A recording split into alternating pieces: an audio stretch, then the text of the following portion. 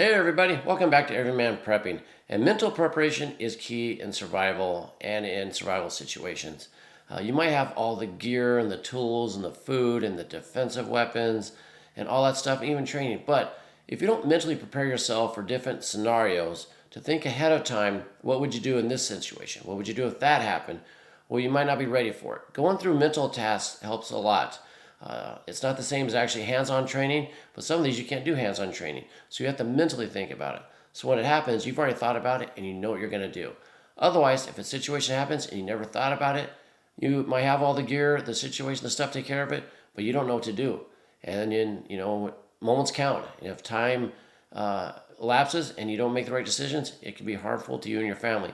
So I think mental training is very important, and going through different scenarios helps. And so one way I found to do this is through something put out by another YouTube creator, SouthernPrepper1, Dave over there. If you belong to his channel's awesome. He does boots on the ground, tons of military experience, just tons of great survival advice. But him and his business partner came up with this right here. This is a set of cards that he came up with that presents different situations to you that you can go through and see how you'd react. So here they come, this nice deck, 300 cards in there, all kinds of situations. And what you do is you pull a card out, you read it, and you think, well, what would I do in this situation? In fact, let me put up the ones that we have. This is all the categories that are included here in the different cards. So you got New American Civil War, economic collapse, natural man-made disasters, authoritarian government, terrorism, violence, emergency preparedness, oppressive religion, bank runs, World War III, and pandemics. So all those different subjects are included in the cards.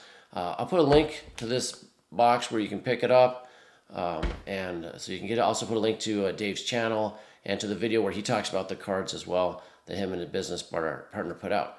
So what do you do with these cards and why are they useful? Well, I keep it in my vehicle, and what I do when I take drives with the family or the kids, I have everybody pull out a card, they read it, and we all discuss it and talk about what everybody would do, and I give my opinion as well. The kids love it. Some people, they shelter their kids. They don't want the kids to be worried about world events. They don't want to be sad or concerned. I think the more you get kids involved, the more they know, the better off they're going to be. And plus, I want to know what my kids are going to do in a certain situation if I'm not there. That way, if they don't know what they would do, I can help them out and tell them what they'll do. If they give an idea that's probably going to be unsafe, I can direct them. So it's great having them involved, the whole family. Like I said, you take a trip somewhere, like every day to school. You pull out a couple cards, you talk about them, and it's a great, time to, pass as you're driving. Plus, you learn a lot as a family doing it together. You can do it at the dinner table, anything like that. But they're great cards to do. And I got one here for an example, a couple of them. Let's see what we got. The first one here, emergency preparedness. Because what these cards are good for is, sparks like, I forgot about that. Or I didn't think about this. I need to buy some more of that.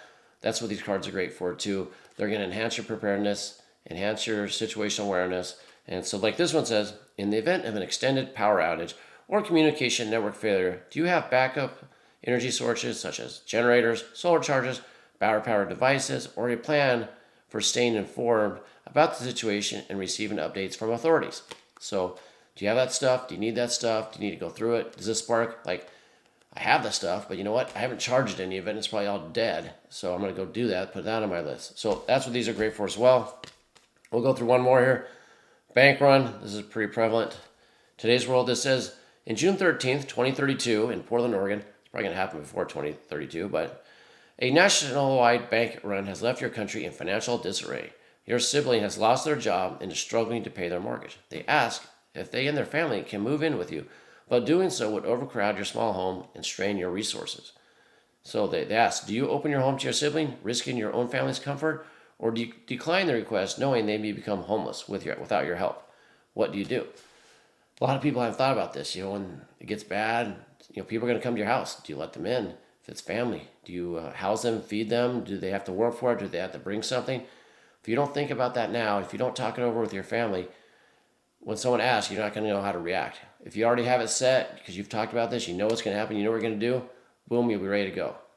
Now, that doesn't mean that, if you practice this ahead of time and that situation happens, you're going to do it exactly like that. Situations change, but you mentally thought about a lot of these. So I think it's great. It really helps out.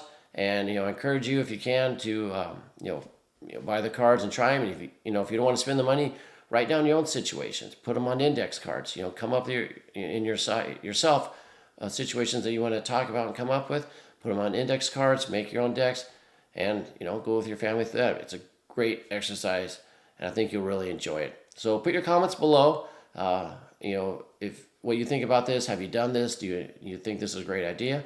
Also, hit that like, share, and comment on the video, and subscribe to the channel. Until next time, keep your ear to the ground and head on a swivel.